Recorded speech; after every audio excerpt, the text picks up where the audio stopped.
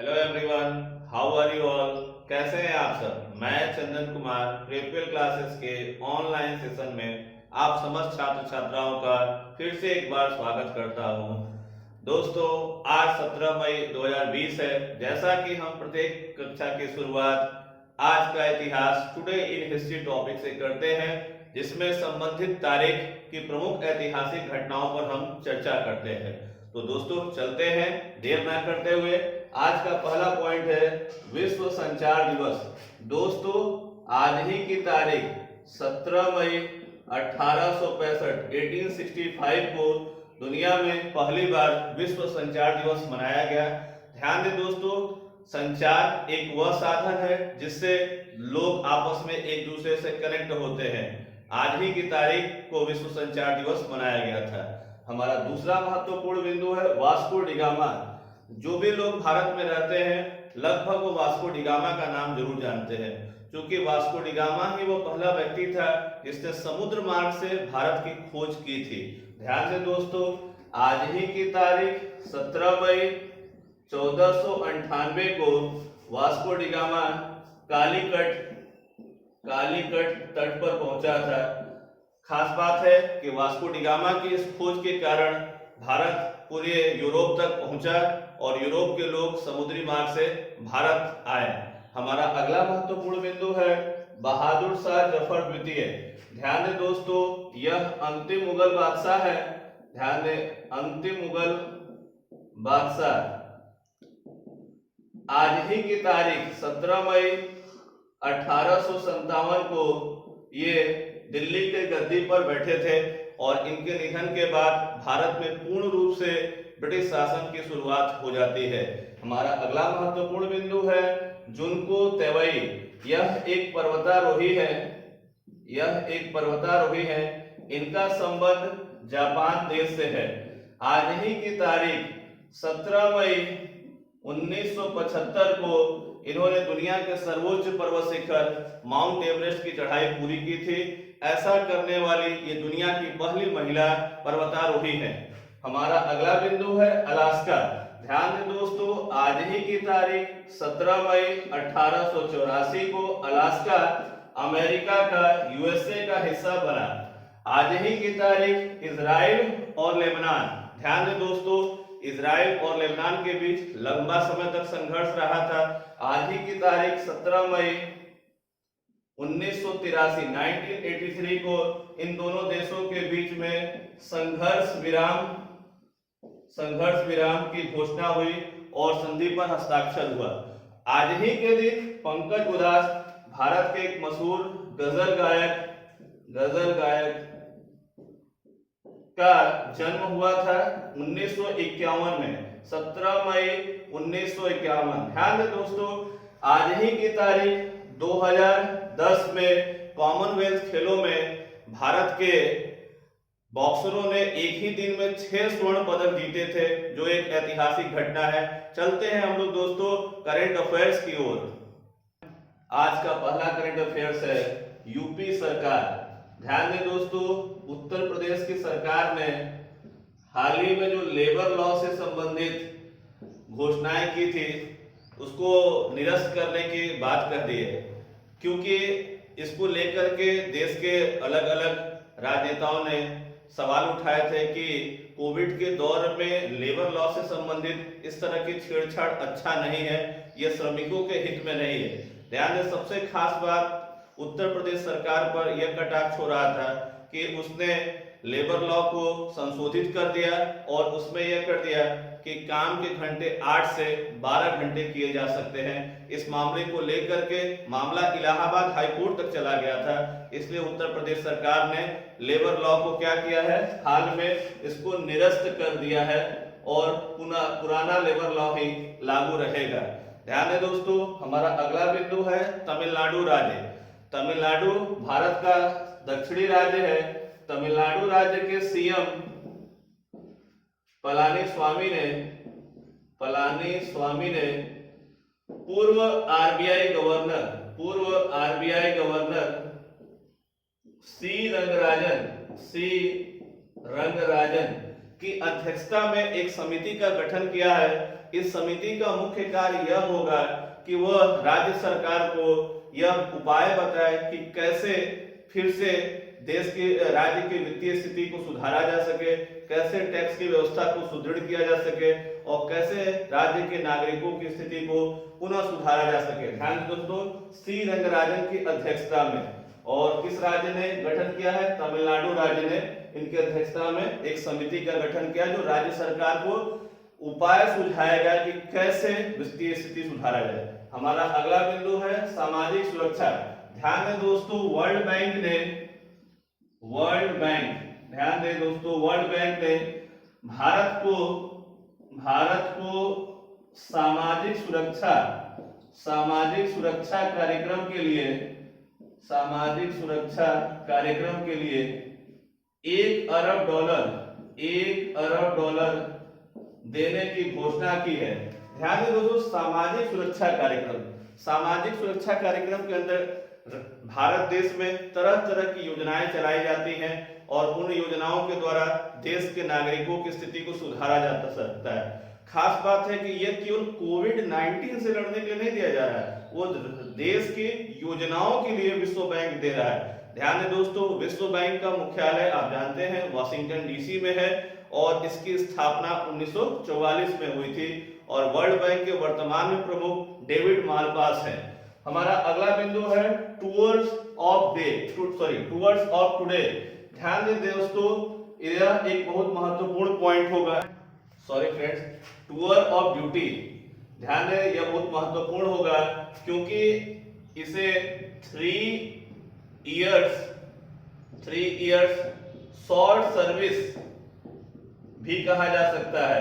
ध्यान दें दोस्तों, इस योजना की घोषणा भारतीय सेना के लिए की गई है। ध्यान दें दोस्तों, भारतीय सेना के लिए भारत सरकार की एक महत्वपूर्ण योजना है यह है कि ऐसे लोग जो भारतीय सेना में जाना चाहते हो और वहां स्थायी रूप से काम न कर करके अस्थायी रूप से कार्य करना चाहते हैं, उनके लिए एक इस बहुत महत्वपूर्ण योजना घोषित की गई है 3 इयर्स शॉर्ट सर्विस। इसके दौरान जो भी कमाई होगी वो कर मुक्त होगी और इसका मुख्य उद्देश्य है कि देश में लोगों में राष्ट्र के प्रति राष्ट्र भावना को जगाया जा सके और ऐसे लोग जो स्थायी तौर से वहां काम नहीं कर सकते हैं वो अस्थायी रूप से सेना की परिस्थितियों को जाने और उससे संबंधित कार्यों को देख सके। अगला बिंदु है मातृ समृद्धि योजना। यह वेस्ट बंगाल की सरकार ने घोषित किया है। कोविड के दौर में हर राज्य कुछ ना कुछ अलग कर रहा है जिससे राज्य की वित्तीय स्थिति को सुधारा जा सके, आर्थिक संकल्पनाओं को पूरा किया जा सके। वेस्ट बंगाल की सरकार ने अपने यहाँ बागवानी तथा मछली पालन के लिए यह योजना शुरू की है। वेस्ट बंगाल की सीएम ममता बनर्जी है तथा वेस्ट बंगाल के गवर्नर जगदीप धनखड़ है। वेस्ट बंगाल इन दिनों अक्सर चर्चा में रहता है क्योंकि केंद्र और राज्य के बीच अक्सर कई मुद्दों पर वेस्ट बंगाल में टकराहट का कारण बना रहता है, परंतु बंगाल का इतिहास बड़ा ही स्वर्णिम है और बंगाल एक विशेष राज्य है भारत का और राजधानी कोलकाता है। हमारा अगला बिंदु है संघाई सहयोग संगठन, इसको हम लोग SCO भी कहते हैं। ध्यान दें दोस्तों, संघाई सहयोग संगठन के अंतर्गत 8 सदस्य राष्ट्र हैं। ध्यान दें दोस्तों, 8 सदस्य राष्ट्र है जिसका सदस्य भारत भी है। भारत, चीन, पाकिस्तान, रूस, उज्बेकिस्तान आदि इसके सदस्य राष्ट्र है। हाल ही में वीडियो कॉन्फ्रेंसिंग के द्वारा विदेश मंत्रियों की एक बैठक हुई है। ध्यान दें दोस्तों, भारत के विदेश मंत्री एस जयशंकर इस सम्मेलन में पार्टिसिपेट किए और SCO के अंतर्गत दुनिया के जो सदस्य राष्ट्र है 8 वो लोग बैठ करके कोविड से कैसे लड़ा जा सके इसको लेकर के चर्चा की। ध्यान दें दोस्तों, SCO की स्थापना 1996 में हुई और इसका मुख्यालय बीजिंग चीन में है। चलते हैं हम लोग अगले करंट अफेयर्स की ओर। अगला करंट अफेयर्स है रॉबर्टो अजेवेदो। ध्यान दें दोस्तों, ये दुनिया की एक महत्वपूर्ण संस्था WTO, जिसको हम लोग वर्ल्ड ट्रेड ऑर्गेनाइजेशन या शुद्ध हिंदी में विश्व व्यापार संगठन, विश्व व्यापार संगठन कहते हैं। रॉबर्ट अजेवेदो इसके अध्यक्ष थे। इन्होंने इस पद से इस्तीफा दे दिया है, अध्यक्ष पद से इस्तीफा दे दिया है। खास बात है, रॉबर्ट अजेवेदो का संबंध ब्राजील देश से है, ब्राजील देश से है। WTO की स्थापना 1995 में हुई और इसका मुख्यालय जिनेवा स्विट्जरलैंड में है दोस्तों। ध्यान दें, जिनेवा स्विट्जरलैंड। हाल के दिनों में जो कोविड का दौर चल रहा है, इसमें अमेरिकी राष्ट्रपति डोनाल्ड ट्रंप रॉबर्ट अजेवेदो पर लगातार अपना प्रभाव बनाए हुए थे और इस वजह से रॉबर्ट अजेवेदो ने अपने पद से इस्तीफा दे दिया है और ये अगस्त माह से इस पद से पूरी तरह से हट जाएंगे। अभी इनका कार्यकाल काफी लंबे समय तक बाकी था। हमारा अगला बिंदु है आत्मनिर्भर राज्य सहाय योजना। ध्यान दें दोस्तों, इस योजना की घोषणा गुजरात सरकार ने की है, गुजरात सरकार ने की है। इस योजना के अंतर्गत यह व्यवस्था है कि राज्य में जो लोग रह रहे हैं और उनका कोई छोटा काम धंधा है, 1 लाख रुपए तक के ऋण पर मात्र 2% इंटरेस्ट पर उन्हें यह पैसा दिया जाएगा, ताकि वो अपने छोटे मोटे कुटीर उद्योगों को फिर से स्टार्ट कर सके और उनका जीवन फिर से दौड़ने लगे। ध्यान दें दोस्तों, आत्मनिर्भर राज्य सहाय योजना का संबंध किस राज्य से है? गुजरात। अब गुजरात के बारे में आप लोग जानते हैं दोस्तों, भारत के प्रधानमंत्री नरेंद्र मोदी भी गुजरात से आते हैं। भारत के गृह मंत्री का भी संबंध गुजरात राज्य से है और वर्तमान में गुजरात के CM विजय रूपाणी है और गुजरात भारत का सबसे पश्चिमी राज्य है। हमारा अगला बिंदु है केंद्रीय सूचना आयोग, जिसको हम लोग CIC भी कहते हैं।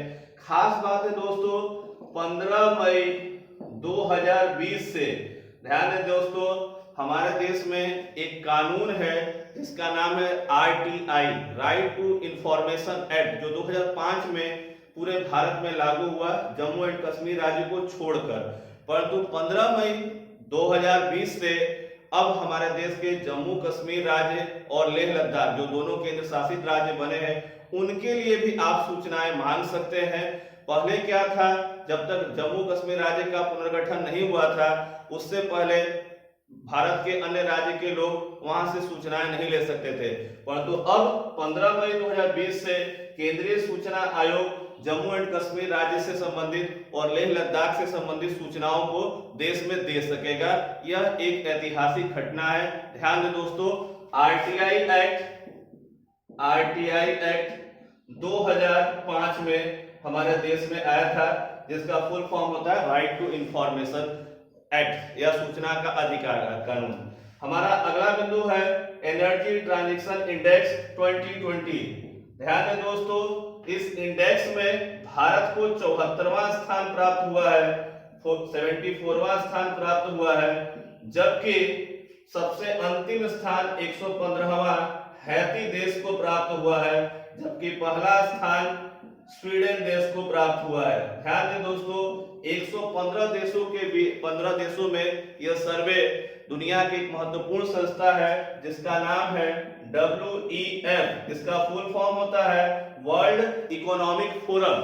ध्यान दें दोस्तों, इसके द्वारा एक सर्वे पूरे दुनिया के 115 देशों में कराया गया था वर्ल्ड एनर्जी ट्रांजिशन से संबंधित। इसमें स्वीडन को पहला स्थान प्राप्त हुआ, जबकि भारत को 74वां स्थान और अंतिम पायदान पर हैती देश है। ध्यान दें दोस्तों, इस तरह के प्रश्न पूछे जाते हैं और उनकी रैंकिंग को आपको ध्यान रखना होगा। हमारा अगला बिंदु है तंजावुर नेतिवर्ष और अरंबूर वुड नक्काशी। ध्यान दें दोस्तों, इन दोनों को GI टैग प्राप्त हुआ है, GI टैग प्राप्त हुआ है। इन दोनों का संबंध भारत के दक्षिणी राज्य तमिलनाडु से है। ध्यान दें दोस्तों, GI का फुल फॉर्म होता है ज्योग्राफिकल इंडिकेशन।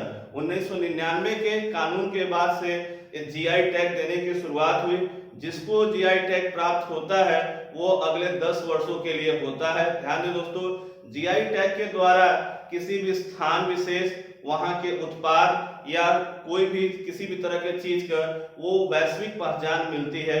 ध्यान दें दोस्तों, आपको अगर हमारा वीडियो अच्छा लगा हो तो इसे शेयर करें, सब्सक्राइब करें, लाइक करें, बेल आइकन का बटन दबाना ना भूलें दोस्तों, और कमेंट जरूर लिखें, क्योंकि कमेंट हमारे लिए बहुत आवश्यक है ताकि हम अपने करंट अफेयर्स को और बेहतर कर सके, अपने करंट अफेयर्स में स्टैटिक जीके को हम और प्रोवाइड करा सके, ताकि आपका ज्ञानवर्धन हो सके और आप क्या है अगले एग्जाम के लिए प्रिपेयर हो सके। धन्यवाद दोस्तों, नमस्कार।